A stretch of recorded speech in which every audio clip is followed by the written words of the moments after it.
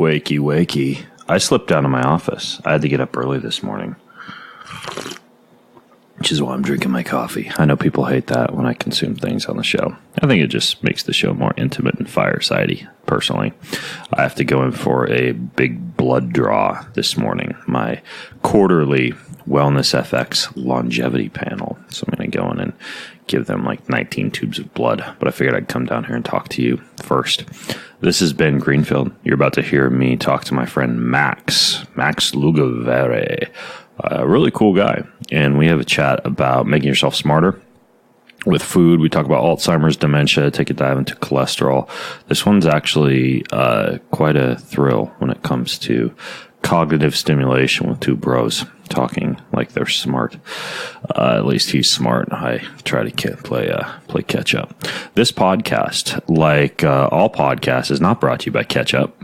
See what I did there? It's brought to you by Kion. Kion is the playground where I create and discover unique formulations, supplements, foods, superfoods. I can no longer say foods without saying superfoods.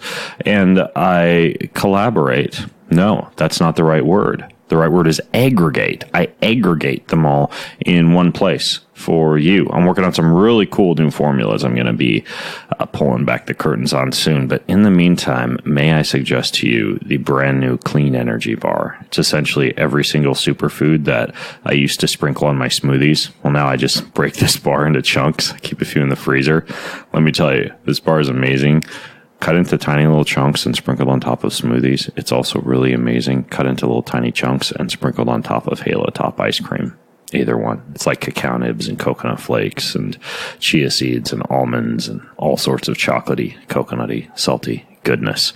Grab that along with any of the fine supplements that we have over at getkion.com. That's getkion.com. This podcast is also brought to you, as if your mouth weren't watering enough yet, by a company that just this week alone, this is hot off the presses, is delivering to you crispy chicken tenders with mashed potatoes, pasta with a creamy tomato sauce, a corn and goat cheese quiche, and finally beef and bok choy stir fry with cauliflower rice. As you can hear, there are all sorts of options, and these all come to you via Blue Apron. Blue Apron delivers farm fresh ingredients and step-by-step recipes right to your front door. I get these boxes, and my kids will open up the box, they'll lay out all the ingredients, they open up these colorful recipe cards, and they make me this amazing meal bursting with flavor. And you don't have to know how to cook to do this. They just send everything to your house, the recipe, boom, the meal's not done. Like, you still cook the meal, but it's fun because you get to cook the meal. It's kind of the point. You learn how to cook too, so there's a bonus. Anyways, you can check out this week's menu and get your first 3 meals free over at blueapron.com/Ben. That's blueapron.com/Ben to get your first 3 meals free. Blue Apron, better way to cook. In this episode of the Ben Greenfield Fitness Show. You know, I mean, if I could give my mom a pill tomorrow or put her on a diet tomorrow that would reverse her disease, I would do it. But I just don't see that as happening. I think getting a normal, healthy person to adhere to a ketogenic diet is hard enough, right? But like getting somebody with dementia, and especially a person with dementia who's cared for by caregivers who are completely uneducated, to adhere to such a rigorous dietary protocol when their brains are actually crying out for sugar and things that are anything but ketogenic, it's like a major, major stress. He's an expert in human performance and nutrition. Voted America's top personal trainer and one of the globe's most influential people in health and fitness. His show provides you with everything you need to optimize physical and mental performance. He is Ben Greenfield. Power, speed, mobility, balance. Whatever it is for you, that's the natural movement. Get out there. When you look at all the studies done, studies that have shown the greatest efficacy. All the information you need in one place, right here, right now, on the Ben Greenfield Fitness Podcast.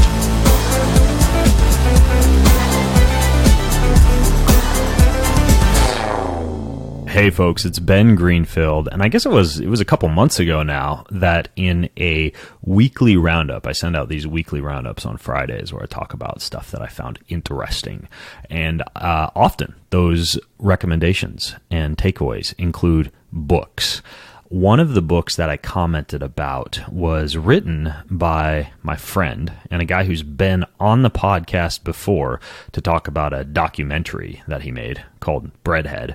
But he wrote a book, and it was called Genius Foods. Genius Foods. I figured it would probably be another like eggs and walnut and fish make you smarter kind of book, and thought I might get through in like 5 minutes just flipping through. But it actually wound up pleasantly surprising me. It takes this deep dive into things like specific genes that affect intelligence and how to pair them with food, mouth-watering recipes for everything from like liver to avocado, salmon bowls, and actually a lot of science that I hadn't yet seen discussed, particularly when it comes to either A, getting smarter, or B, taking care of your entire central nervous system intelligently, or C, even staving off your risk of something like Alzheimer's or dementia, which I can legally say because I'm not a doctor. Anyways, this book is, in my opinion, a must-read for anybody who wants a better brain. And as I usually do, I don't like to get guys on the podcast and just talk about, guys or girls, and just talk about things that you could find if you were to just go freaking read the book. I like to take kind of a little bit of a deeper dive and unpack, so to speak, some of the more cutting-edge concepts that I discover within the pages of wonderful books like this. So I got Max on the show. He's here with me. And like I mentioned, he was on the previous podcast episode called The Surprising Facts About What Bread Does to Your Brain. And he created this documentary called Breadhead, much to the chagrin of anyone who likes my wife's slow-fermented sourdough bread recipe, which I still have to get you to eat, Max. You may have also seen Max on the Dr. Oz show, the Rachel Ray show, the Doctors. He's also been on like Vice and Fast Company and CNN and the Daily Beast. He's all over the place. He even has a podcast now. He even has a podcast called, of all things, The Genius Life, just like his book, Genius Foods. So I will link to everything Max and I talk about if you go to bengreenfieldfitness.com/geniusfoods. That's bengreenfieldfitness.com/genius. I should just say it like that every time. Genius Foods. And you can just grab the book, everything else that Max and I talk about today. So, Max, first of all, welcome to the show. And second of all, have you yet recovered from the severe beating that I gave you at the gym in Arizona a couple of months ago? Dude, thank you so much for having me. It is a pleasure and a privilege. There's nobody better than you. You are simply the best and an inspiration. Oh, gosh. I just launched I just launched my podcast, and you're a master. And yeah, I'm still recovering. I've still got DOMs from that workout that we had 3 months ago. Well, that was my go-to.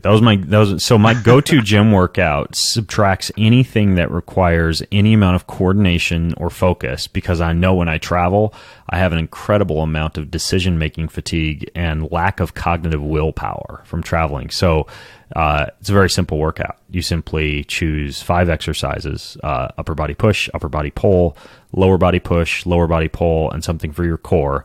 And you just hammer all of those out for as many rounds as you can fit in to the amount of time that you have. And after every round, you do 2 minutes of intense cardio. So it's like concurrent strength and cardio training. No, it's not snatches or clean and jerks or anything remotely functional. But damn, for like you mentioned, Max, DOMs, it works, doesn't it? It works.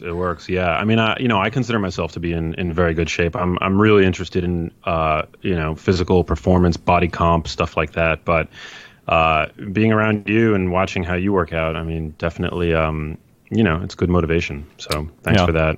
You're welcome. For that I'm also yeah. a masochist, so that helps a little bit with those. What'd you call it? A sesh? A sesh. That's what the kids are calling it these days, huh? By the way, you're incredibly well-spoken, and I've seen you speak on stage a few times. You know your way around this science pretty well. How old are you? I'm 36. Okay. And so I've been interested in fitness and nutrition my entire life. It began in high school. I wrote my high school senior thesis on creatine. So, and That's I cool. was also kind of obsessed with the ketogenic diet. I read The Ketogenic Diet by Lyle McDonald back when I was 17. So I'm an early adopter, if you will, of many of these nutritional concepts, which seem to be really entering the zeitgeist lately.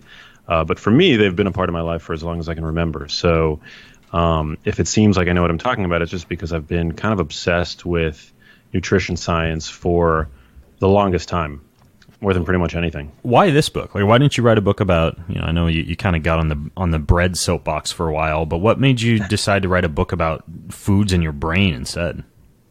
Yeah, that's a good question. So I used to work for a TV network that was a news and information network that reached 100 million homes in the United States, and it was called Current TV. Some of your listeners might remember it. Al Gore was the co-founder of it, but it wasn't a political platform for him. It was really just sort of like, a news and information network meant to bring forth a new kind of journalism that was meant to ultimately make the world a better place. And I was one of the journalists for that network. I was sort of handpicked out of college by this guy who gave many, well-known journalists that are household names at this point, their first jobs, and I was one of them. So I got to do that for 6 years, cutting my teeth with some of the best in the field. And I was very young, but nonetheless, I learned a lot. And when I left that job in my late 20s, I started spending more and more time with my mother in New York City, which is where I'm from. And I really seized the opportunity to catch up with my family, spend more time with my mom. I'm the oldest child of, I've got two younger brothers, and I'm the firstborn, so anyone who's the oldest in the family listening can relate. You tend to have a special relationship with your mom, and there's no question that I do. So I began spending time with her, and Ben, it was really strange. My mom was 58 at the time, and youthful, blonde-haired, had this vibrancy about her that my mom is really kind of known for, and nonetheless, it seemed as if her brain suddenly had downshifted and had almost as if she had had a brain transplant with a much older person. It really came to a head when I would be cooking dinner with my mom, which is one of my favorite things to do, and I would ask her to pass a spice that was maybe in the overhead cabinet where that she was standing by, and it would take her a few extra beats to register that command. I mean, almost like to a point where I was taken off guard, and it left me with a knot in the pit of my stomach. But ultimately, I kind of just wrote it off to aging. And in tandem with that, there was a change to my mom's gait, which is the way that she walked. Now, my mom is a New Yorker. I'm a third-generation New Yorker, and New Yorkers walk pretty fast. But what had previously been a very healthy stride suddenly had transitioned to more of like a shuffle. And me and my brothers actually coldly would joke amongst ourselves that it looked kind of like my mom had been bitten by a zombie because of the way that she began to walk. And, we were completely ignorant of movement disorders, of neurological disease of any sort, because dementia didn't run in my family tree. Yeah, and by the way, I should throw in there, too, I don't know if you've seen some of the NIH studies that you can find. They go back as early as 2010 on PubMed about the pretty significant link between walking speed and survival, or walking speed and risk of mortality. That's like one of the things to kind of pay attention to if it's declining dramatically with age. It's kind of like walking speed and grip strength are two of the main physical parameters to pay attention to.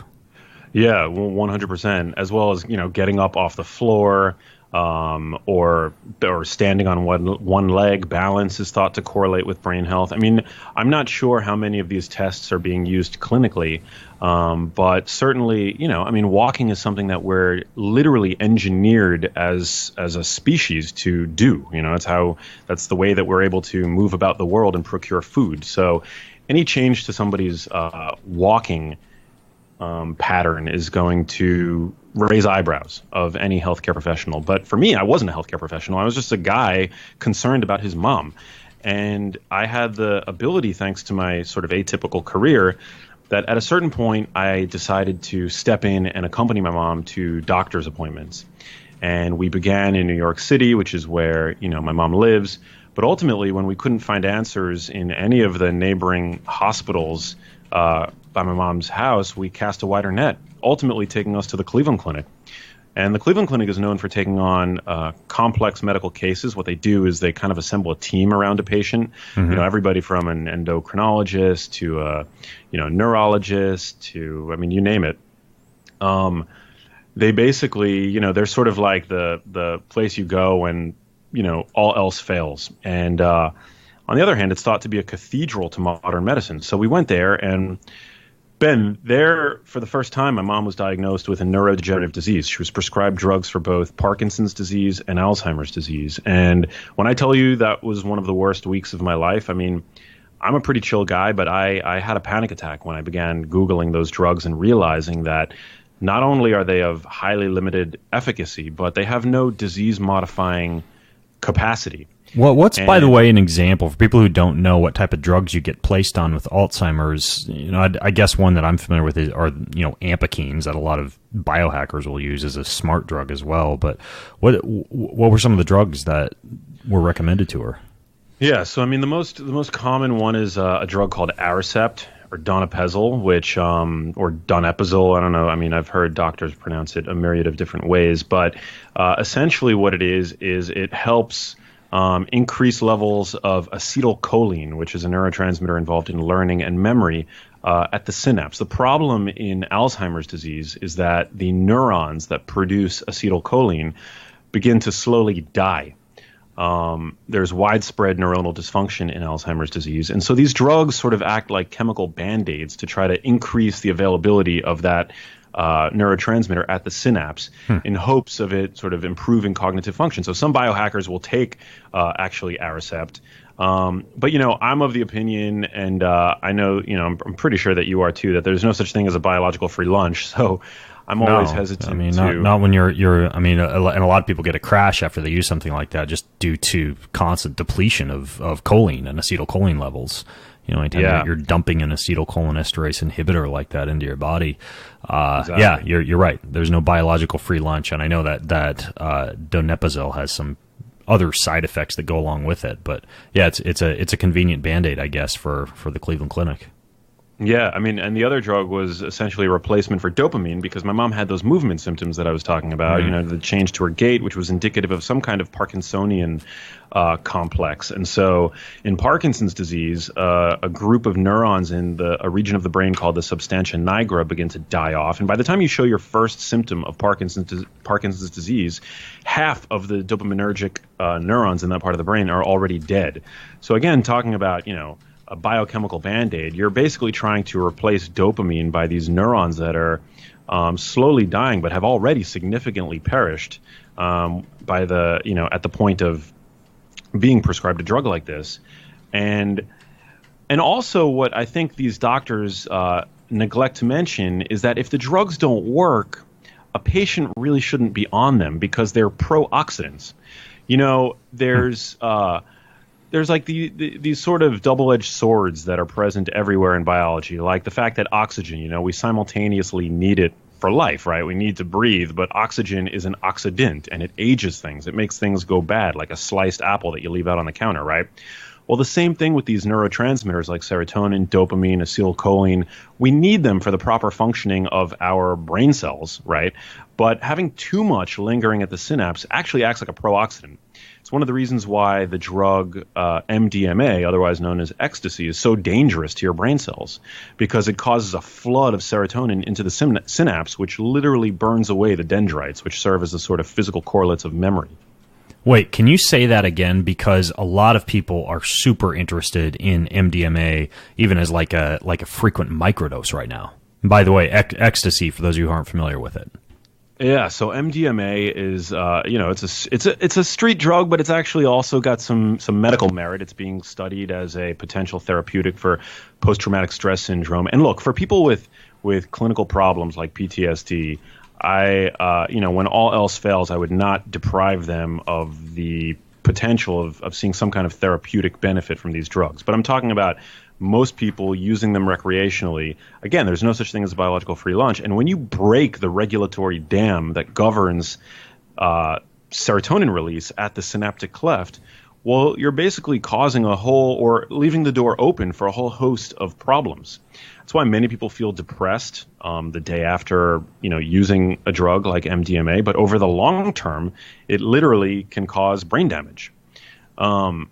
I've actually become, and not to go on too much of a tangent, but I've become somewhat interested in the research on psilocybin mushrooms because unlike MDMA, which again breaks the regulatory dam and floods the synapse with your own serotonin, psilocybin actually acts like a serotonin agonist, activating the same receptors, but not really tinkering too much with your body's own serotonin release. So, that's kind of what, how I understand the difference in those two compounds. That's interesting, especially when you consider that MDMA was synthesized. Psilocybin is, you can get some DMT analogs and synthetic psilocybin derivatives off of laboratory chemical websites, and they work pretty similarly to psilocybin, although the effects, I've toyed around with a few of these. The effects seem to last much longer, which probably means that they are indeed affecting serotonin receptors even more than, say, naturally based psilocybin from, let's say, a mushroom grown out of a cow patty. But MDMA is, it's chemically synthesized, and I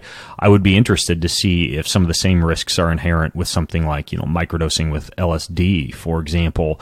But when it comes to exhaustion of some of the neurotransmitters, what you're saying is that similar to some of these Alzheimer's drugs, you risk some of the same issues, like a serotonin, like desensitized sensitivity to serotonin or to dopamine, for example. Yeah, so that's one of the problems, is that you can cause a downregulation of the receptors that literally bob up to the surface of the receiving neuron.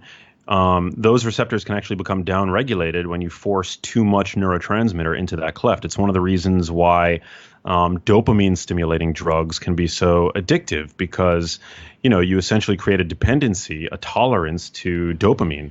The same thing happens with the dopamine replacement drug in Parkinson's disease. Actually, it's very interesting. So when you flood the brain with synthetic dopamine, which comes in the form of a drug for Parkinson's patients called Sinemet, there's a downregulation of the dopamine receptor. It's sort of like insulin resistance. You become tolerant to dopamine, so this leads to less receptors on the surface of the receiving neuron, and you need to take more of the drug to have the same effect. What happens over time, actually, this is a very strange side effect of Parkinson's drugs. Some Parkinson's patients actually start to display risky behavior, like they begin to gamble maybe a little bit more, or engage in more risky sexual activity, which is very strange to think about a Parkinson's patient becoming a sex fiend, but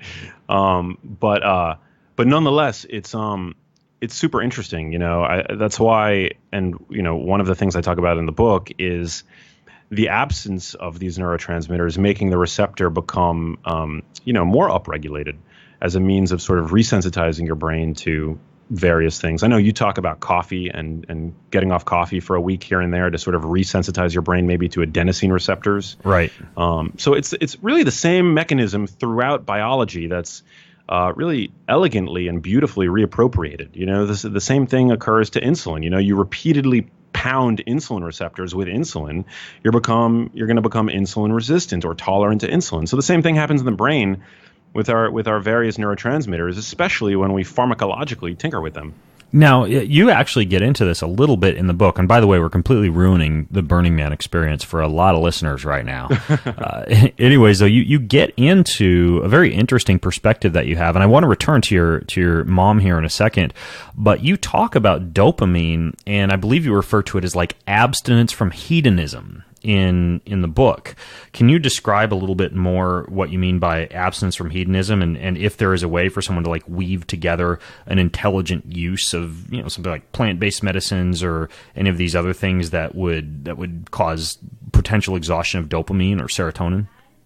Well, that's what I say in the book, is that absence makes the dopamine receptor grow fonder. And really what I'm talking about is the fact that we all as human beings experience something called hedonic adaptation. This is very easily illustrated if you've ever sort of desired something and then gotten what you've desired, whether it's a girl that you have a crush on or a guy that you have a crush on or a car that you really want. the fantasy is always a lot more powerful than actually having and spending continuous time around the object that you desire. So almost like a chemical version of a familiarity breeds contempt.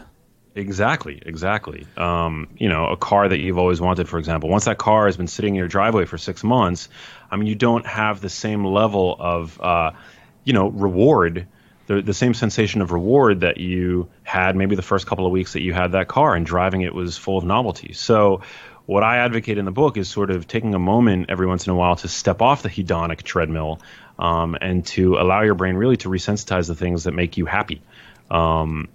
Because we can become tolerant to this stuff. I mean, a lot of people experience that with, hyper palatable foods that I talk a lot about, the fact that our food supply has become rife with foods that push our brains to a bliss point beyond which self-control is completely impossible. It's sort of like, the culinary equivalent of pornography. Actual pornography, does the same thing. It's so extreme. It's like not something that could ever be replicated with, on average, in a typical sense, with normal human relationship. And so what it does is it kind of short circuits our brain's reward system. Right. When, from an ancestral standpoint, would we have been surrounded by dozens or hundreds or even thousands of beautiful women who we could basically, for lack of a better word, fuck and do so over and over again? Yeah, there's a definite effect on dopamine. There's a great website, by the way. Have you been to yourbrainonporn.com? I have not, but I'm going to check it out after this. It lays all this out wonderfully. I would say that any person who wants to know more about what porn does to your brain, it's pretty dramatic, pretty shocking, really. Anyways, though, so we got from your mom into porn and dopamine, but let's go back to what happened. So she left the Cleveland Clinic. She got prescribed these medications for Parkinson's and Alzheimer's. You started to dig deep into these drugs and figure out they probably weren't really the best thing for your mom to be taking based on some of the stuff we just mentioned. So what'd you do? Yeah, I mean, I began to wonder why, and one of the most shocking things that I learned when I began my investigation is that changes begin in the brain decades before the first symptom when talking about the most common form of dementia, which is Alzheimer's disease. And so I realized that this is a decades-long process that was probably sort of simmering in my mom's brain before the emergence of symptoms. And it became really clear to me that this was something that there might be some kind of lifestyle intervention that I could use to help my mom, but it became kind of simultaneously a mission for me to try to understand as best I could what I could do to help prevent this from ever happening to my own brain, because I had this newly discovered risk factor, the fact that my mom had dementia. So when you have a family member with a condition, I mean, that's essentially a risk factor for you to develop the same condition. And, having a lifelong passion, as I mentioned, for health and nutrition, that's sort of where I began. But also, Ben, at the same time as my mom was succumbing to the ravages of this condition, there was this strange overlap where my mom's mom, my grandmother, was alive at the same time. And she was 96 when she died. But up until her death, she was cognitively sharp. My grandma did not have dementia. So I intuitively had the sense that there had to have been something that shifted in between my grandmother's generation and my mom's generation that pulled the trigger, so to speak, on my mom developing this condition and my grandmother being relatively safeguarded against it. And if you look at our environment, I mean, obviously a lot has changed, right? We have iPhones, we have cars, our lifestyles are dramatically different. But I would say the most profound change has occurred to our food supply. And so I began looking there. I began looking at, the foods and how they contribute to a person's overall metabolic health and how that might contribute to conditions like Alzheimer's disease and Parkinson's disease. And I did this despite the fact that my mom was not formally diagnosed with Alzheimer's disease. She was diagnosed with a much more rare form of dementia. But nonetheless, I kind of assumed that what is good for the brain is good for the brain. What do you mean a much more rare form of dementia? So she has something that kind of feels like having Alzheimer's disease and Parkinson's disease at the same time. Is there a name for that? Yeah, it's called Lewy body dementia.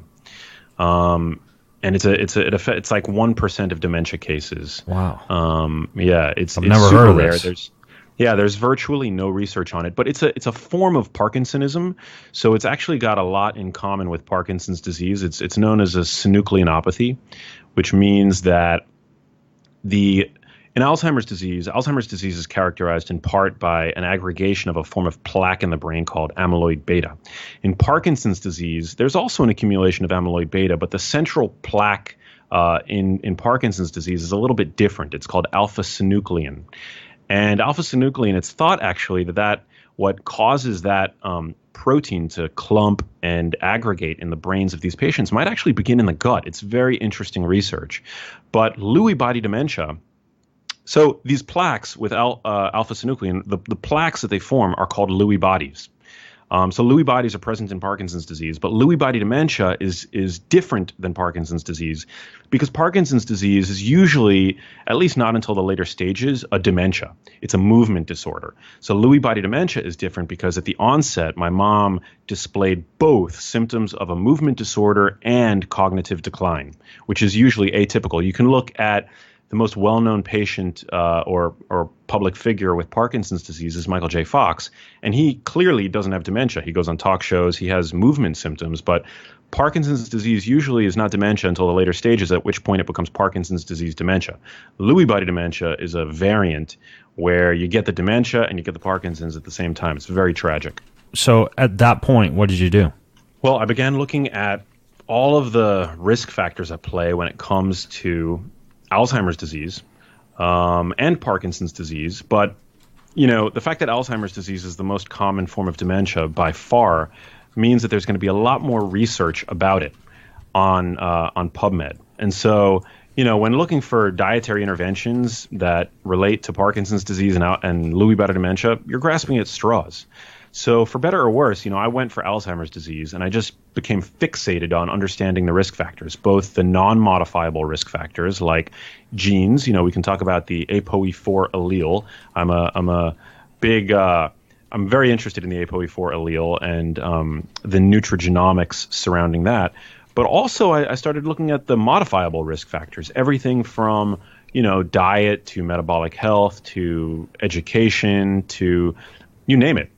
And I learned that if you have type 2 diabetes, your risk for developing Alzheimer's disease increases anywhere between 2 and 4-fold. And if you look to parts of the world where their food supply has not been industrialized, but the genetic risk factor for developing Alzheimer's disease is present, like in Ibadan, Nigeria, you see that the most well-defined Alzheimer's risk gene there has little to no association with actually developing Alzheimer's disease. So I was like, the food supply really is probably playing a very significant role in terms of our, overall increased risk of developing this condition here in the U.S. And so I began looking at our food supply, and I realized that, we're eating 60% by calories, ultra-processed packaged foods. When I was growing up, my mom was terrified of healthy, natural fats. She was brought about in a time where saturated fats were demonized. And, I grew up consuming foods like margarine and corn oil. My mom was always afraid of eating eggs. I never saw her eat any red meat. The only kinds of protein that she ate were, chicken breasts and turkey breasts because they were, full of protein. But actually they're, as a food, chicken breast is pretty nutrient poor other than the fact that it's got a lot of protein in it. That's pretty much all it has in it. And so that's why I drench my chicken in olive oil and eat the skin and chew the ends off the bones like a whole rotisserie chicken. That's how I eat chicken if I'm going to eat it. That's exactly what I do. I believe we have a biological imperative to not be wasteful, and whole animal consumption, I think, benefits our health as much as it benefits the earth. I agree. And even organ meat and offal aside, like kidney and heart and liver, if I have guests over to my home and we're having either like my bone-in ribeye or a rotisserie chicken or beer can chicken off the grill, I am well known for basically going, this might sound offensive, but I'll just say it anyways, going Helen Keller style and walking around the table, grabbing people's bones that they haven't eaten and just basically drenching them in olive oil and salt on my plate and finishing people's bones, just chewing the ends off and digging my teeth into the bone of the ribeye because I'm such a believer in the fact that lean meat is pretty low down on the totem pole when it comes to getting all the nutrients out of an animal-based source of protein. You are a beast, Ben Greenfield. Yeah, I completely agree. I mean, when we're eating, connective tissue and ligaments and collagen and organ meats, and we're getting that collagen is really high in an amino acid called glycine, which actually helps our bodies, some animal models show, better metabolize methionine, which is, more abundant in muscle meat. So, I mean, I think it's all about balance. And, by sticking only to muscle meat, I think we're doing our bodies a disservice. Hey, I want to interrupt today's show. Is that annoying when I interrupt like that? Hey. Well, I'm going to keep doing it because it's the only way I know how to interrupt conversations. Aries razors is what I've been shaving with these days. Why? Because of the closeness of the shave, because they have like 8 billion blades on these things. Actually, they have 5 blades, but it looks like 8 billion. Lubricating strip, trimmer blade. This stuff just like wipes away hair, like that old Nair I used to use when I was a bodybuilder. They'd smear on your skin like a chemical. This doesn't do that. It's just this wonderful weighted ergonomic handle and a 5-blade razor that I mentioned, the lubricating strip and the trimmer blade. They give these to you at about $2 per blade compared to $4 or more with all the competing brands. You get this rich lathering shave gel and a travel blade cover if you get their trial set, which is everything you need for a close and comfortable shave from these wonderful folks over at Harry's. $13 value, that trial set. Well, here's the deal. You can get it for free. Easy peasy. Here's how to get your Harry's trial set. You just redeem your trial set at harrys.com/greenfield. That's harrys.com/greenfield. So you go over there, that'll redeem the offer. That'll let them know I sent you to help support the show. So Harrys, HARRYS.com/greenfield. If you don't love your shave, let Harrys know within 30 days and they'll give you a full refund. Now, your mom didn't do that, obviously. As you've alluded to. But before we return back to that, I don't want to neglect this population you were talking about that carries these alleles that would increase the risk for Alzheimer's. I assume you're talking about the ApoE, the apolipoprotein E gene. Can you describe a little bit more about why it is that someone with that particular genetic factor would have an increased risk of Alzheimer's, and in addition, what they found or what has been noted in these populations who carry that genotype but don't show Alzheimer's progression? Yeah, so I mean, I looked at studies with Nigerians that live in a certain part of Nigeria called Ibadan, where they've done some really interesting epidemiology there, looking at the ApoE4 allele frequency, and they see that it mirrors pretty much that of, here in the United States. And what they found was here in the U.S., it's well known that carrying one copy of the allele increases your risk for developing Alzheimer's disease between 2- and 4-fold. And having 2 copies increases your risk anywhere between 10- and 14-fold. And this is relative risk. This is not a determinant gene. It's not like having early onset familial Alzheimer's disease, which is a very rare and niche variant of, it's sort of a mutation that determines whether or not you're going to develop Alzheimer's. But most people, when we talk about Alzheimer's disease, the vast majority of people are going to develop what's called late onset or sporadic Alzheimer's disease. And that's a gene that's not baked into your genome. It's more influenced by genes, probably a multitude of genes that we have yet to even identify. But the most well-defined of them is called the ApoE4 allele.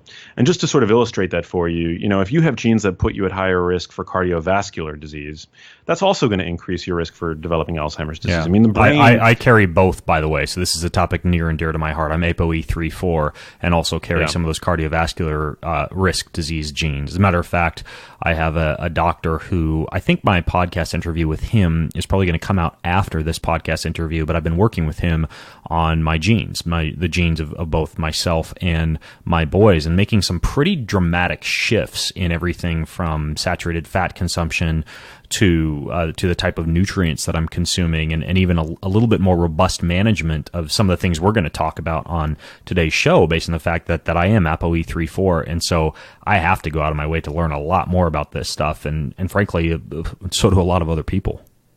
Is that a new finding for you, being 3-4, or is that something you've known about for a while? It's something that I had noted on my 23andMe results, but it's one of those things where you need a medical practitioner to highlight the importance and potential risk of that for you before it really drives the point home. So while I was aware of it, having a doctor say, Ben, you really need to pay attention to, for example, coconut oil and butter consumption versus your monounsaturated fat consumption a lot more dramatically. And I know that we'll talk more about saturated fats in a little bit and how to know how many to eat. I don't want to shove them all under the bus, but yeah, I mean, I've for example, stepped back dramatically on my intake of saturated fats.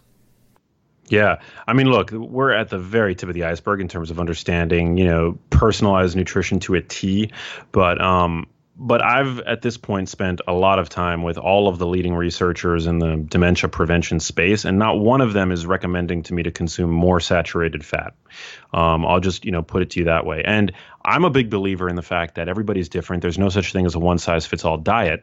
And while certain people, I'm sure, can better metabolize an excessive amount of saturated fat, when it comes to making a widespread recommendation, there's no evidence to say for anybody that butter is going to dramatically or even, in any significant way improve brain function or brain health. Whereas, one thing that I talk about all the time on my in my book, on my Instagram, wherever, is that the only oil for which there exists a strong supportive body of evidence to say it's going to improve your health is really extra virgin olive oil.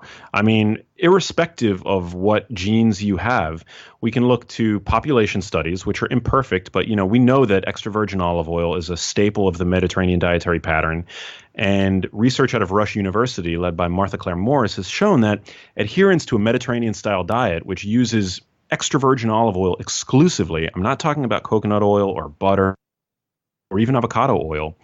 If you adhere to that diet strongly, you can achieve a 65% risk reduction for developing Alzheimer's disease and dementia. So, I mean, I remember that in your book, there was a specific molecule that you talked about in the book that's present in olive oil.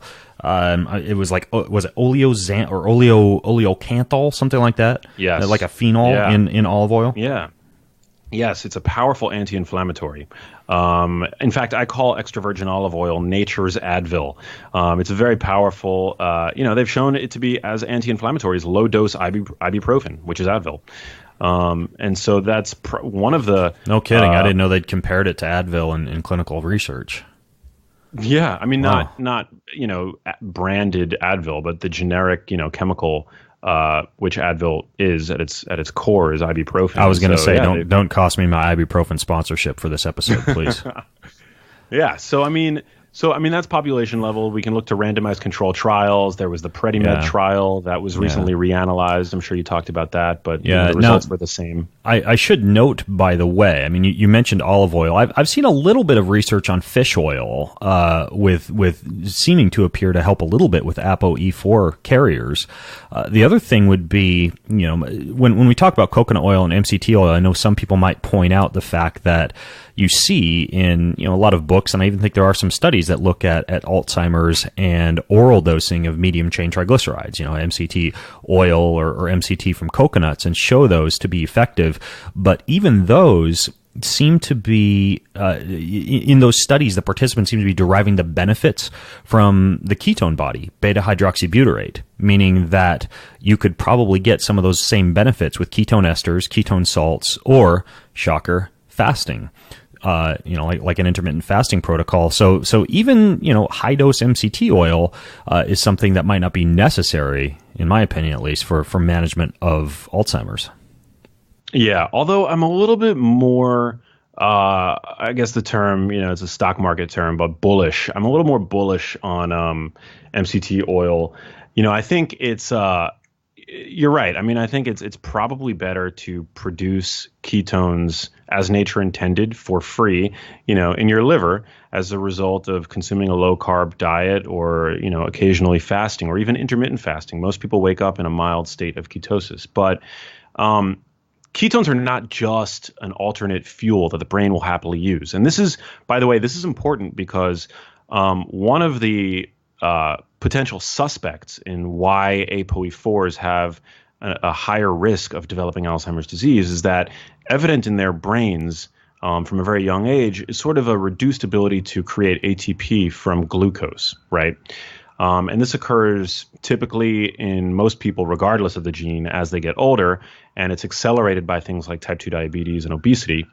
But the brain's ability to use ketones as a fuel source is undeterred by these things. So it's believed that ketones sort of serve as an energetic life raft for a brain that maybe isn't doing as well on glucose. But aside from the fact that ketones are a powerful fuel for the brain, I think what's most interesting and what's come to light recently in the research is the fact that ketones also serve as a signaling molecule in the brain, that more than just allowing the brain to sort of keep the lights on, the brain upregulates production of certain endogenous antioxidants like glutathione when ketones become available.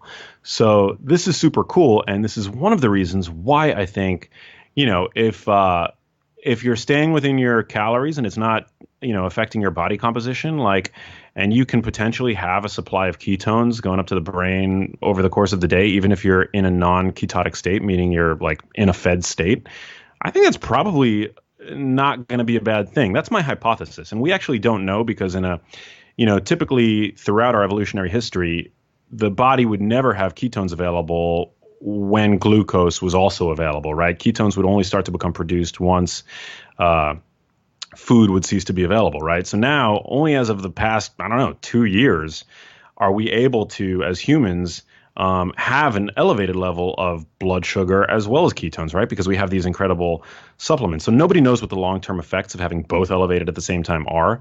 But as a potential signaling molecule, I think, I'm cautiously optimistic. Yeah, I think that the argument that our ancestors would never have experienced high blood levels of glucose and ketones is actually a little bit flawed for two reasons. The first is that organ meats, particularly liver, and I was talking with Dominique D'Agostino about this, contains naturally high levels of beta-hydroxybutyrate. So if you are, returning back to organ meats, eating organ meats, technically you are, assuming that you're getting some amount of gluconeogenesis from the protein or maybe consuming something else along with the liver, you are actually elevating ketones from just oral consumption of them along with glucose simultaneously. And the other, that's interesting. The other factor, happened to me just this morning, right? Like I had a cup of coffee, which we know mobilizes liver glycogen and steps up blood glucose, even if you're in a fasted state. And then I did a workout, which is also a notorious way to increase blood glucose, again, because you mobilize muscle glycogen and liver glycogen, even in the absence of consuming glucose. And so this morning, I'm wearing a continuous blood glucose monitor right now. I had a blood glucose of 117. And then I went downstairs and I have this little device called a level that measures your ketones. And my ketones were at about 3.8. So I simultaneously had blood glucose at 117, ketones of 3.8, and I'm walking around, hyperketotic and technically hyperglycemic, but not because I ate a crap ton of MCT oil and then, washed it down with a sweet potato. That's very interesting. Yeah, I didn't realize that you can eat ketones by eating, organ meats like liver. But yeah, I would wonder the relative levels of each and how transient they are and whatnot. But yeah, nonetheless, I'm pretty gung ho. We're doing a great job rabbit holing here away from those darn Nigerians that you were talking about. Let's go back to that. So these folks have the ApoE genotype. It's not expressed. It appears to not be expressed because of their diet. Yeah, because they're eating a less industrialized diet. They are eating about a third less carbohydrates overall, dramatically less sugar. There's other lifestyle factors at play too. Again, it's, epidemiological research like this, it's kind of hard to tease out causation because all you can really identify are correlates. But nonetheless, the ApoE4 allele has little to no association with Alzheimer's disease. So what that suggests, which is very, very interesting, is that if you live in the United States and you have an increased genetic risk of developing Alzheimer's disease due to the presence of an ApoE4 allele in your genes, you might simply move to Ibadan, Nigeria, and see that risk abolished. Wow. And that to me is pretty fascinating. And what it tells me is that we're doing something here in the U.S. And increasingly abroad, because chronic disease is slowly becoming our number one export. That seems to really be pulling the trigger on gene expression when it, as it pertains to Alzheimer's disease. Interesting. And that kind of brings us full circle to this idea of saturated fat consumption. I'd love to address that next. And then, of course, I know that we'll come back to your mom and some of the steps that you took with her. But regarding saturated fat, can we talk about that for a second, just so we don't leave people hanging? Because there's a lot of people consuming saturated fat. And you talk about this idea in the book that a high-fat diet could damage the brain. Can you get into that? Because there are a lot of people who are doing kind of like this modified ketosis / Atkins / carnivorous diet approach that does have, especially relative to monounsaturated Mediterranean-based fats like the extra virgin olive oils and the fish oils that we were talking about, it's a little bit low in those and pretty high in some of these saturated fats. Can you get into how a saturated fat diet or a high-fat diet could damage the brain? Because there are books out there about, there's like, what's the book about the gal who used coconut oil to heal her husband's onset of dementia and Alzheimer's? You know what I'm talking about? Yeah, that's Mary Newport. I actually cite that exact case study in my book. It's very, very interesting. She's become a good friend of mine. Okay, talk about that for a second. That this whole, her and this idea of a high-fat diet in the brain. Well, so Mary Newport is a Florida-based neonatologist whose husband developed Alzheimer's disease. And 7 years into the disease, Mary discovered an ad, or it was a press release rather, for a new medical-grade food that was being approved or going for approval from the FDA. And what it was going to essentially do was supply energy to the metabolically ailing Alzheimer's disease brain. So as we talked about, people that have genetic risk, they develop, a reduced ability ATP from glucose. And ultimately, in Alzheimer's disease, brain's ability to create ATP from glucose is diminished by about 50%. So it's one of the reasons why they're now referring to Alzheimer's disease as a form of diabetes of the brain. It essentially is starving for energy. And so Mary saw this medical grade food that was promising to basically supplement brain energy using fat, using this fraction of coconut oil called a medium chain triglyceride that becomes instantly converted by the liver into beta hydroxybutyrate, which the brain will happily use as a fuel source.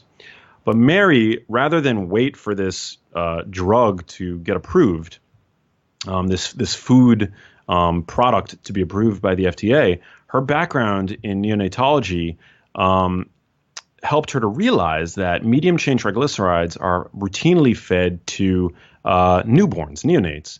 They help babies that are born prematurely put on weight, and also breast milk, natural, breast-made human breast milk is rich in medium chain triglycerides, and a newborn baby actually spends quite a bit of time in ketosis. So she put two and two together and realized that these same fats could be found in coconut oil, although to a lesser concentration, and began giving her husband just pure coconut oil, putting it, in whatever food that she could, his morning oatmeal, feeding it to him by the spoonful. And she noticed that his cognition improved dramatically. And this is an anecdote, so I just want to be really clear that anecdotes are, not the same thing as having a robust data pool and studying, in a randomized control trial.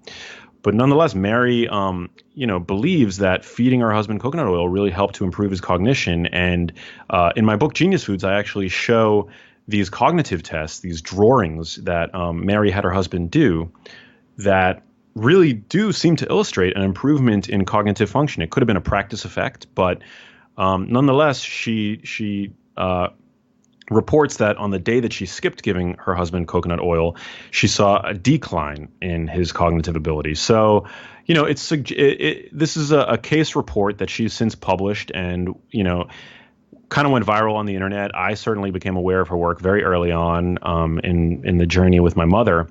But,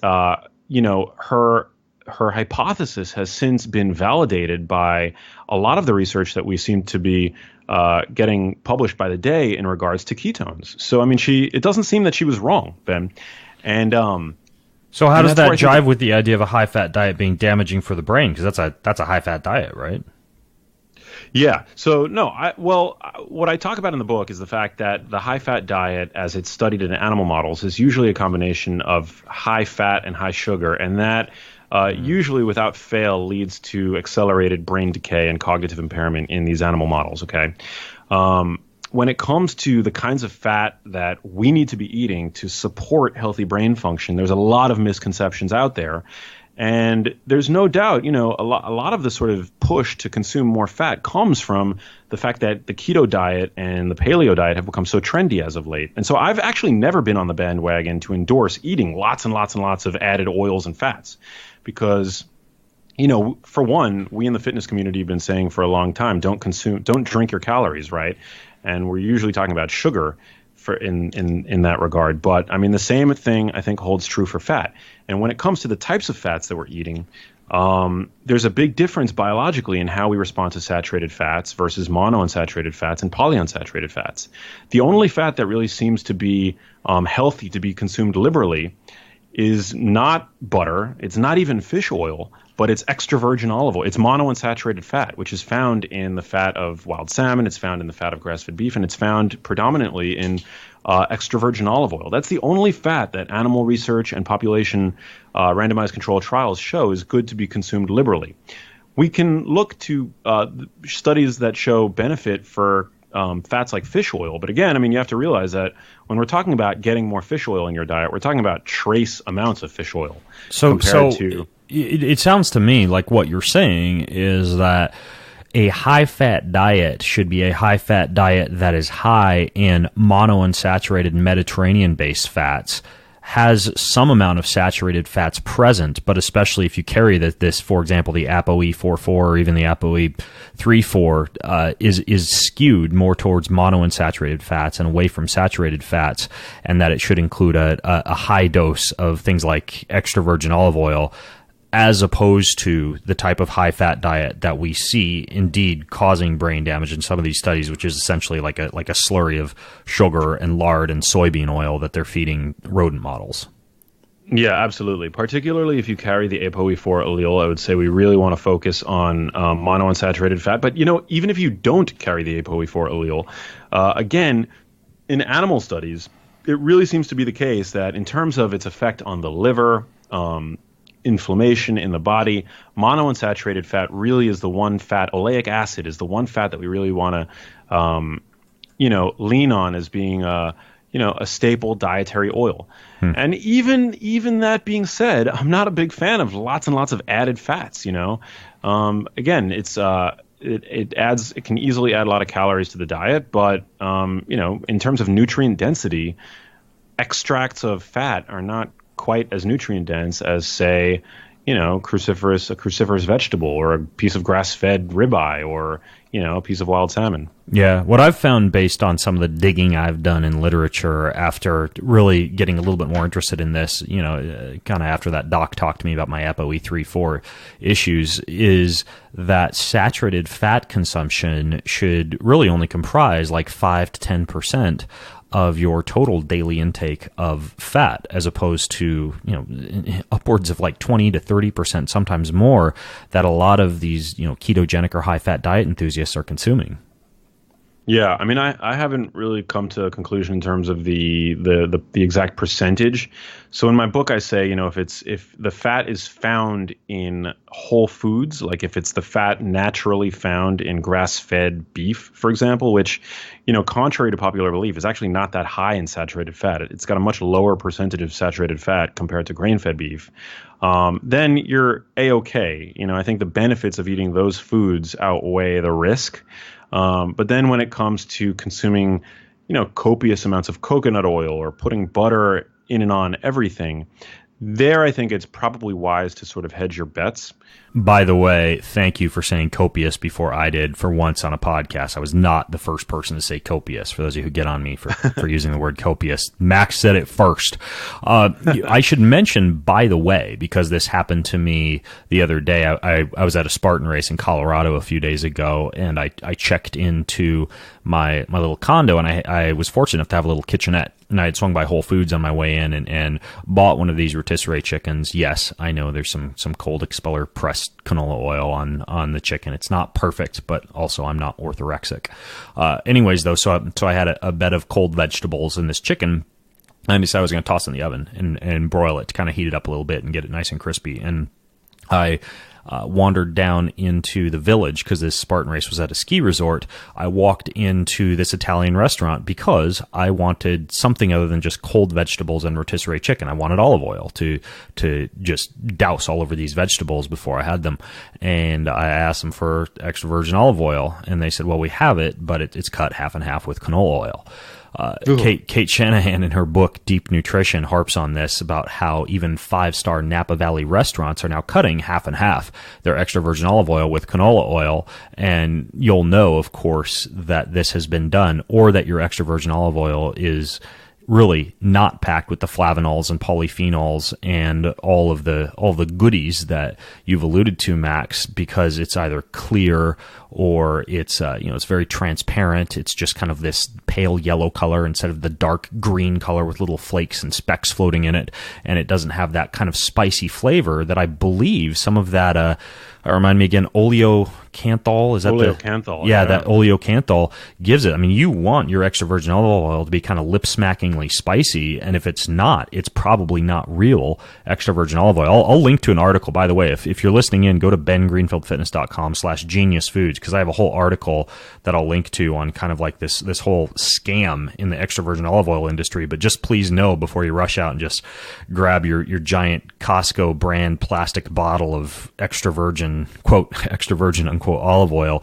Not all olive oil is created equal. I did want to talk about vegetable oil a little bit more, though, Max, because you harp on it quite a bit for obvious reasons that we've kind of talked about a little bit in the book. But when it comes to omega-6 fatty acids, I'm concerned because it seems as though a lot of people are getting rid of those excessively in their diet. How do you approach this idea of omega-6 fatty acids? Yeah, I mean, I think, I don't think I know. Omega-6 fatty acids are vital to life, but today we overconsume them by an order of magnitude at least. And, the brain requires a tremendous amount of omega-3 fatty acids, but it also requires omega-6 fatty acids. It's got, an equal proportion of DHA fat and something called arachidonic acid, which our bodies can create when we consume something called linoleic acid, which is found in abundance in, grain and seed oils like canola oil, corn oil, soybean oil. But we also get arachidonic acid naturally in meat products and things like that. So today we're over-consuming industrial oils, and that is not without consequence, Ben, because these oils are industrially manufactured and chemically disfigured. 100 years ago, they made up virtually 0% of our caloric intake. Today, they make up about 10% because today we have the chemistry labs and the machinery required to create them. But what happens is that most of them, if not all of them, undergo a process called even before we get to this deodorization process, which is probably the most nefarious of all of the industrial steps required to create these oils, usually they're extracted from these foods like corn and soybeans using harsh chemical solvents and heat. As a kid, I would even look at a stalk of corn and wonder how they'd get the oil from it, because to me it seemed like a pretty non-oily food. But food scientists are pretty smart. They're paid a lot of money, and they found that you can actually use chemicals and solvents to get oil from these products, and then you put them through a number of industrial steps, ultimately deodorizing them so that they have no flavor. I mean, corn oil doesn't taste or smell like corn, and manufacturers love this. It allows them to use this oil in everything from mayonnaises to mayos to salad dressings to granola bars. They're used to fry nuts in, they're used to fry fried foods in, and they're used to coat dried fruits to keep them from sticking together in the dried foods bin. But the problem is this deodorization step. My wonderful plantains that I love to purchase at the Whole Foods bulk food section, they put palm oil on them. And again, I'm not orthorexic. If I got nothing else to eat, I'll swing into Whole Foods and have my macadamia nuts with my little plantains in there as my trail mix. But yeah, you're right. I think a lot of people though are aware of that, but But what I'm more curious about is this idea that when you cut out too many omega-6s, and even when you do that and you step up like your fish oil, a lot of people, and I do this as well, but I eat a lot of these what would be called like parent essential oils in combination with it. But a lot of people megadose with something we talked about earlier, like fish oil, and that can actually replace this fat in the mitochondrial membrane called cardiolipin. And when that happens, you don't actually get proper cellular metabolism occurring. You can actually cause mitochondrial damage by limiting omega-6s excessively while consuming a lot of omega-3s. It's one of those issues where you can go too far in the opposite direction. So I think there's some omega-6 superstars out there that people really should be eating. I mean, like gamma-linoleic acid or conjugated linoleic acid, from things like hemp seeds and primrose oil and black currant oil and CLA. You can get that in supplement form. Pomegranates have a lot of it. But I think, what I wanted to kind of harp on, because I don't want to send people the message to just cut out all omega-6s. You actually need more omega-6s than you do omega-3s. Yeah, or like a comparable ratio. I think it's pulling hairs over, really trying to match them 1-to-1. But if you end up eating whole, properly produced foods, you're going to end up meeting that ratio without stressing about it at the end of the day. I mean, the ratio of omega-6 fats to omega-3 fats found in grass-fed beef identically mirrors that ratio, the healthy ratio found in the human brain. Is that a 4-to-1? It's I believe it's it's either a 1-to-1 or a 2-to-1. Okay, probably a 2-to-1. Yeah, I've seen mixed data. Like the fish oil I consume is a 1-to-1. And I've seen it as high as a 4-to-1, not much higher than that when we're talking about, by the way, the omega-6 to omega-3 fatty acid ratio for those of you listening in. But I think ultimately we should clarify that not all omega-6 fatty acids are bad, and many are actually necessary. And if you're not including those and you're consuming a whole bunch of, say, fish oil, it could actually do some damage to the mitochondria, in my opinion. There's a book about this.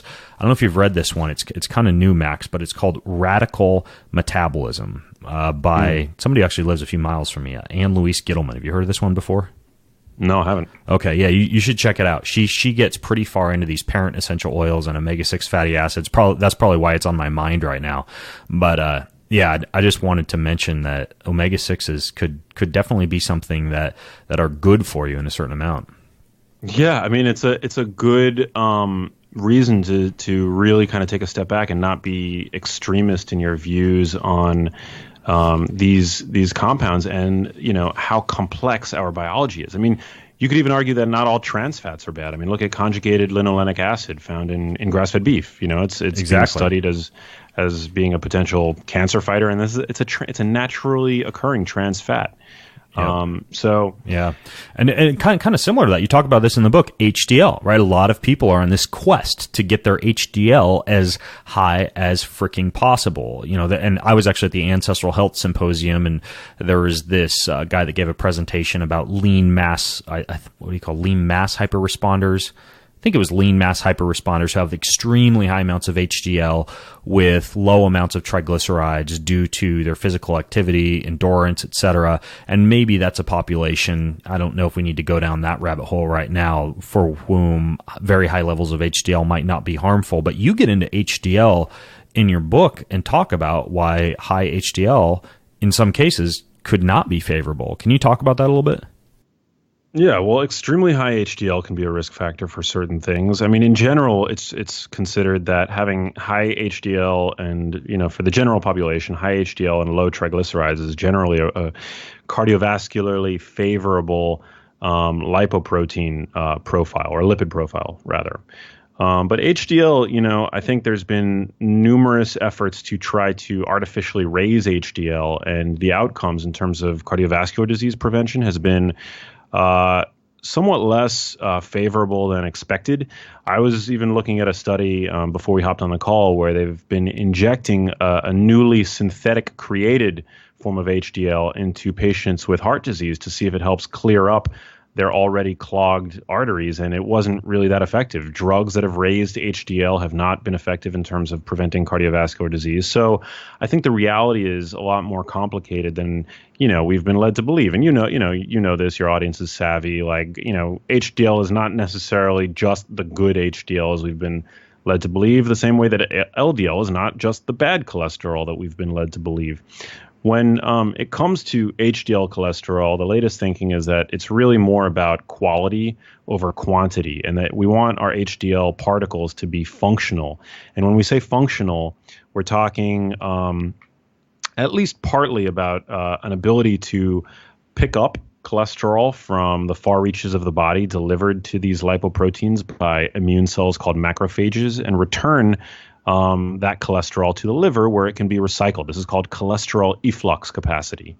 And I talk about this a little bit in the book Genius Foods, but interestingly, one way to boost the functional ability of HDL particles is to practice fasting.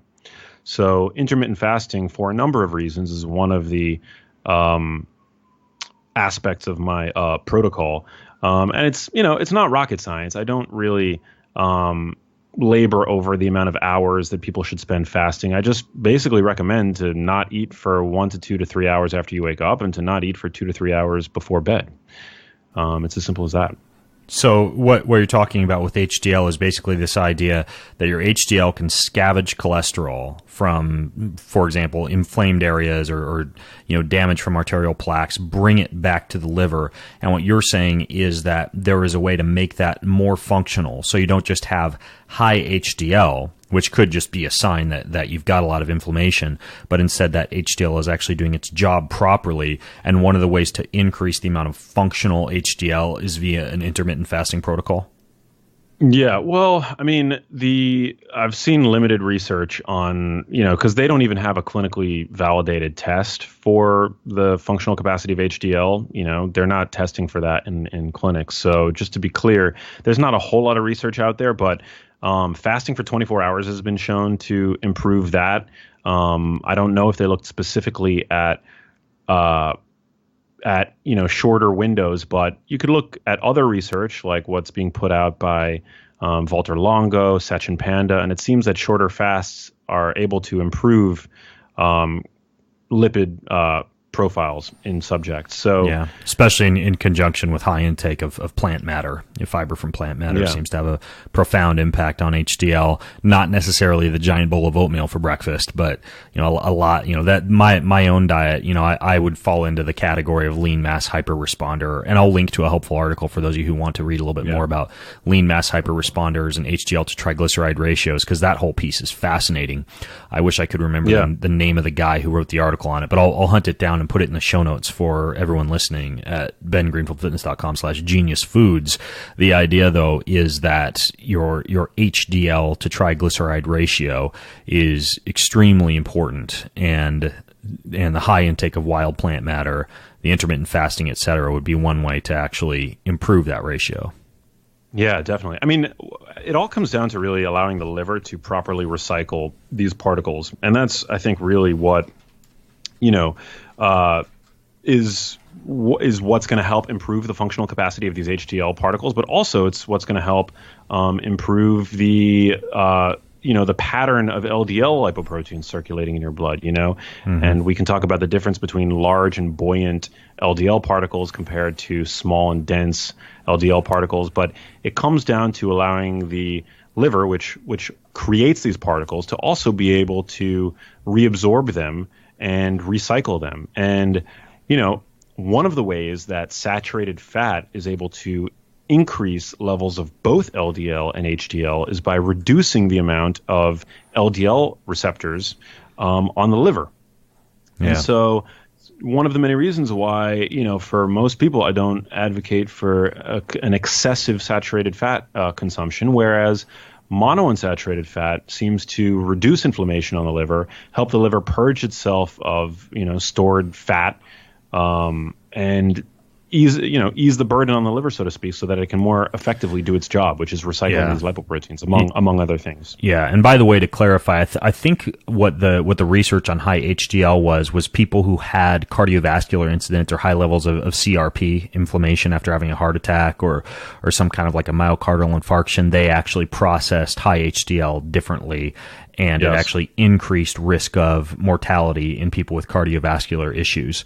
So I think probably the problem there was that poor heart function came before the high HDL, or the high HDL was elevated in response to inflammation. And so in some cases, it could be the fact that heart disease is producing the high levels of HDL. And so if you have extremely high levels of HDL and like cardiovascular risk factors or maybe a genetic predisposition to cardiovascular problems, you should go have your heart checked out and test your levels of C-reactive protein. Or if you just get a basic blood panel and you have high hsCRP, but also high HDL, it could be a sign that your high HDL isn't from you eating the healthiest diet on the planet, but could instead be a response to inflammation. Exactly, a symptom and not a cause, right? Which would be my hypothesis. Right. Yeah. Exactly. Now I know that we have limited time, but I wanted to make sure that I covered another thing that you talk about, because I know a lot of people are doing this. I already touched on it briefly, but this whole idea of tracking blood glucose. You have a recommendation that goes beyond just looking at your blood glucose values. I've talked about on the show, the idea that Alzheimer's is often referred to as type 3 diabetes due to high blood glucose causing some of these, beta amyloid plaques and neural inflammation. But when it comes to tracking blood glucose, I think the one that you talk about is HOMA-IR in the book. Can you discuss that a little bit and why you'd want to track something like that? Yeah, so the HOMA-IR is a very important biomarker to measure, and it's essentially calculated using two biomarkers. It's calculated using your fasting glucose and your fasting insulin. Basically, what you do is you take your fasting glucose, which is usually going to be in milligrams per deciliter. You multiply that by your fasting insulin, and you divide that by the number 405. And what the resulting number is going to give you is a measure of your insulin sensitivity, or conversely, your insulin resistance. And this number asks and answers a very simple question, okay? How much insulin does your pancreas need to pump out to keep your fasting blood sugar at its current level? It's a very simple way of answering that question. And, it takes into account your fasting insulin, which is very infrequently tested in the clinic, but chronically elevated insulin can precede chronically elevated blood sugar by, a decade. This is something discovered by the late Joseph Kraft. So, yeah, chronically elevated blood sugar is actually a lagging marker of chronically elevated insulin, which can take years before insulin resistance develops.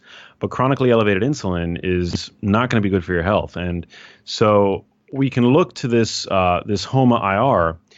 And all things considered, having a lower HOMA-IR is better. A lower HOMA-IR is going to tell you basically that you are more insulin sensitive, and this is important because having higher insulin sensitivity correlates with, a number of things that we want to happen, right? Where it's going to lead to better cognitive function, better metabolic health, a greater ability to dispose of glucose. And ultimately, it's going to create reduced risk for any number of chronic diseases, because insulin resistance is considered sort of a hallmark of modern chronic non-communicable disease. So if somebody has gotten a blood test, just a basic blood panel, and they know what their fasting glucose was, and they also know what their fasting insulin was, they can just calculate this themselves. It's fasting glucose, then you multiply that by fasting insulin, and you divide it by 405, and you want the result to be under 1, ideally. Yeah, normal is generally, and I say normal in sort of air quotes because it's anything under than 2. But generally speaking, you really want your HOMA-IR to be optimal, and I would say that that's under 1.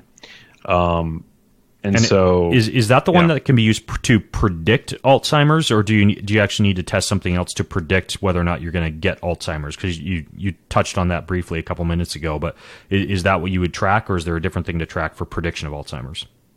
I don't believe that there's a validated connection between HOMA-IR and Alzheimer's disease, but HOMA-IR is a measure of insulin resistance or sensitivity, and insulin resistance is the hallmark of type 2 diabetes. And once you've progressed to type 2 diabetes, your risk for developing Alzheimer's disease increases 2 to 4-fold.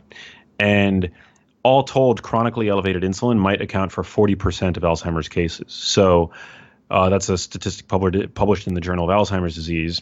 And so all things considered, you really want to make sure that your insulin is low. I mean, that's the inverse of chronically elevated insulin, is having, a nice healthy fasting insulin level, a nice healthy fasting blood sugar. And if you have those two things, your HOMA-IR is likely going to be under 1. What about testing something like insulin receptor substrate? That's a very good question. So there's a blood test that was able to determine over 10 years with 100% accuracy whether or not a person was going to develop Alzheimer's disease, and that was looking at a protein called IRS1, which is thought to correlate tightly with brain insulin sensitivity. That has, still not really made it to routine clinical practice in terms of measuring that. I don't know if it's expensive or, what they found in that small trial was replicated. But what it does tell you is that keeping the brain insulin sensitive and metabolically healthy really should be goal number 1 when it comes to preventing conditions like Alzheimer's disease and dementia. But that's not a blood test. I could just go to Direct Labs and order this insulin substrate. I haven't seen any lab that's doing it, so okay. I don't believe so. So at this point, just pay attention to your HOMA-IR. Well, I would say in terms of biomarkers, you want to look at your HOMA-IR. You want to look at your CRP, which is one measure of systemic inflammation. Your hemoglobin A1C. It's a pretty validated marker of your 3-month average blood sugar. So you want to make sure that that's low. And then homocysteine is another marker that I would say is very important. Again, you want that to be lower, all things considered. Having elevated homocysteine is a risk factor for cardiovascular disease and Alzheimer's disease. If any of those are elevated or higher than they should be, then you should see your physician and you should discuss that with them. You can also, read Genius Foods, and I talk about all these different markers and what you can do to push them into a more favorable direction. Yeah. Also test for an MTHFR mutation if you have the homocysteine issues, because a lot of times you'll get folic acid, and that can get converted. If you're taking some multivitamin with a bunch of synthetic folic acid in it, that can get converted into homocysteine too. I've seen people have that cluster of high homocysteine, high folic acid, high circulating levels of vitamin B, and it seems to be because they've got an MTHFR issue that's jacking up the homocysteine, because they're just dumping a bunch of vitamin fortified substances and multivitamins with folic acid down their throat, thinking that's good for them, when in fact it kind of creates that inflammatory firestorm. So we're establishing a few reasons in this podcast, I think, that everybody should go out and just do a simple salivary genetic test to start to dig into this stuff, especially people who are doing things like multivitamins, lots of saturated fat, butter, and coconut oil. I mean, there's some things you should look at before you jump into the diet that seems to be working for one person that probably isn't doing your brain any favors if you carry any of these risk factors. Yeah, exactly. Well said. I think everybody should get a look under the hood every once in a while. And that's, I mean that both in terms of what's going on with your, the biomarkers that we just talked about, but also your genes. I think people should know. I don't think that there's any reason to be afraid. I feel very empowered by the information that I've been able to glean from the literature. And, if I were sort of coaching an ApoE4 carrier, I would say, look, there's no reason to be afraid. You can just kind of, change your diet. And the research strongly supports that, we can't guarantee with 100% certainty that you're not going to develop this condition. We just don't have all the answers yet. But nonetheless, we do have agency when it comes to our cognitive health and our cognitive function. And, fear is just one thing that I think is not going to help the situation. I think it's better to be empowered so that, we can make choices and, let that sort of guide the decisions that we make moment to moment when it comes to our physical exercise, which is very important. We didn't even, get into that, but that's it's a subject for a whole other episode. Diet, I mean, the research really does support that we do have a say, and I'm optimistic. Yeah. You just need to do more of that pec deck that you and I were doing at the gym. It really comes down to that. Yes. Pec deck. I'm still sore, Ben. I'm still sore. Yeah, that's all right. You're swole too. What happened with your mom eventually? Like coming full circle, what shook out with everything that you were putting into researching this for your mom? I mean, that's kind of the hardest question for me to answer because my mom is doing all right, but I wouldn't say that she's doing great. It's really hard. It's been a major stress on my family, and sometimes I'm around my mom and I see what the disease has done to her, and it makes me want to cry. She is not really the same person. Her quality of life has been diminished greatly. And I, when I first began learning all of this stuff about nutrition and ketogenic diets, oh my God, I mean, I remember, every time I'd go to her apartment, it was like coming down the mountaintop with like, the teachings from a higher power, trying to really kind of get her to adhere to this rigorous dietary protocol. But ultimately, I would go to her house and I would, see an open bag of chips or, like rolls or something like that. And I didn't want it to affect me emotionally because I would get upset, at least initially. And the last thing I would ever want my mom to do would be to feel shame about, having a craving and wanting to satiate that craving and have like a little blip of a, dopamine hit, despite this terrible disease that really is robbing her of so much. And so she's, it's really, really hard. And it also keeps me, like to borrow a term from that news network, it keeps me honest. Like I see a lot in the wellness industry and claims that are unsubstantiated about reversing dementia and Alzheimer's disease and things like that. And, if I could give my mom a pill tomorrow or put her on a diet tomorrow that would reverse her disease, I would do it. But I just don't see that as happening. I think, getting a normal, healthy person to adhere to a ketogenic diet is hard enough, right? But like getting somebody with dementia, and especially a person with dementia who's cared for by caregivers who are completely uneducated to adhere to such a rigorous dietary protocol when their brains are actually crying out for sugar and things that are anything but ketogenic, it's like a major, major stress. In fact, there was a recent trial published on patients with mild to moderate Alzheimer's disease where they actually showed an improvement when on a ketogenic diet.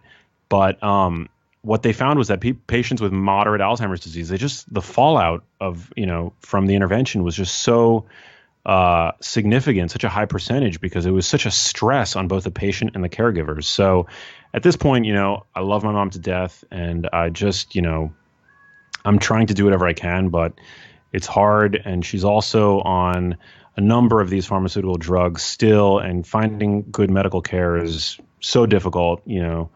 It's, I still see, at this point I know a million doctors, many of which are great, but still I would say most doctors don't really give patients the time. And also doctors have limited tools when it comes to conditions like dementia. Like, we know more about space than we know about our own brains. And so I just have become so steadfast in my passion for getting the message of prevention out to younger people that, being around my mom really motivates me. And I just want her to have the best quality of life that she can at this point. Yeah. Well, the silver lining is that it led to you writing this book, and we really didn't even touch on a lot of stuff I wanted to ask you. GABA glutamate ratios, you get into that and how to manage that. You talk about alcohol and how to minimize the damaging effects of alcohol, when to drink, what to combine it with.